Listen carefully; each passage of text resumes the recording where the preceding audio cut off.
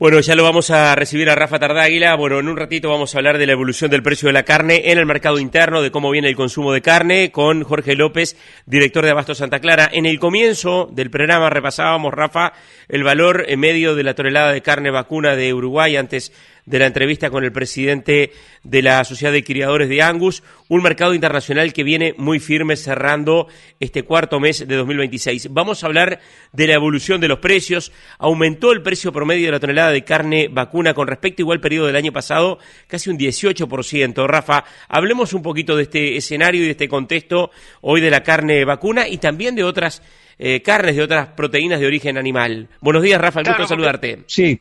Antes que nada, buenos días, tenés razón, Martín. Buenos días para ti, buenos días para todos ahí en la radio y para toda la audiencia de Oriental Agropecuaria y de Radio Carve.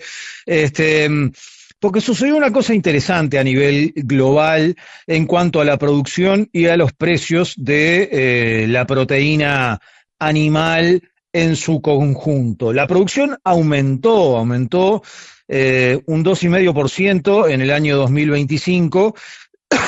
Perdón, respecto al año anterior, y este aumento se dio fundamentalmente por un menor costo del alimento, ¿no? Los granos forrajeros estuvieron en niveles aceptables de precios para la ecuación respecto a la proteína animal, y eso permitió una recuperación en la producción de proteína animal, que el impacto más inmediato siempre es en la producción de carne de ave, ¿no? Que es la que tiene una mayor capacidad de reaccionar rápidamente a estímulos por el lado de menores costos en la producción. Esta creció más de un 3%, casi un 4% anual en 2025. La porcina creció en valores intermedios, entre 2,5% y 3%, hablando de la producción, ¿no? Y la carne vacuna creció muy poquito, pero creció muy poquito, menos del 1%. La carne ovina bajó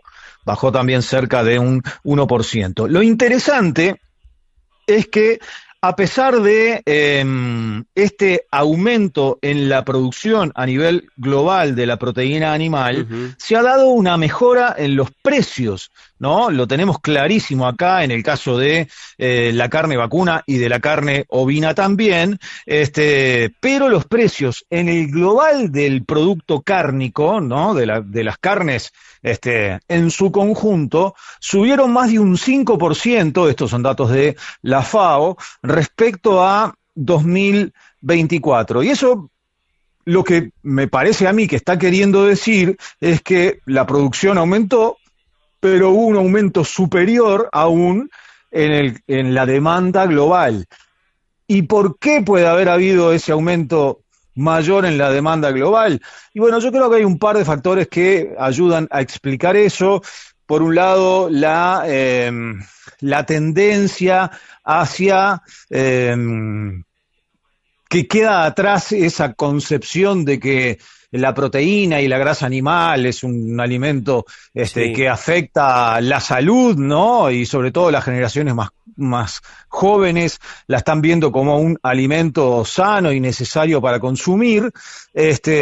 Bueno, y también la generalización, capaz que no acá en Uruguay, pero sí en países desarrollados, de esta droga para adelgazar, que los médicos lo que te dicen es, bueno, toma eso, pero ten en cuenta que tu dieta tiene que tener un componente de proteína animal mucho mayor que antes. Y bueno, creo que esos dos factores ayudan a explicar este hecho de que haya aumentado la producción, y a pesar de que ha aumentado la producción, aumentó los precios. Claro, Rafa, y todo esto en un contexto donde, bueno, recuerdo que en algún momento, incluso en la semana pasada lo charlábamos con Miguel de Achával, de Inversora Juramento de Argentina, en un contexto donde el precio de los granos está en niveles bajos, o sea, el alimento para producir proteína de origen animal está bajo. Más allá de esta situación, se da en el caso de la carne vacuna, este contexto de firmeza de todos modos. Claro, y en el caso concreto de la carne vacuna, además, se da otra cosa que hemos hablado varias veces aquí, que es desde el lado de los principales exportadores, una menor producción mundial. Entonces va a haber menos disponibilidad de carne vacuna en el mercado internacional con una demanda importante y bueno, eso se refleja en los precios, ¿no? De la carne vacuna y de la carne ovina también, ¿no? Yo miraba ahora los valores en el promedio del 2025 respecto al año anterior, el aumento del novillo gordo fue del 28%, y si tenés en cuenta prácticamente ya el primer cuatrimestre de este año, ¿no? Respecto a al promedio de 2024, las uvas de más de un 40%. En el caso del cordero, el aumento es de un 55% en los primeros 4 meses de este año respecto a 2024, y en el caso de la oveja, de más de un 60%, un 63%. O sea, hay un cambio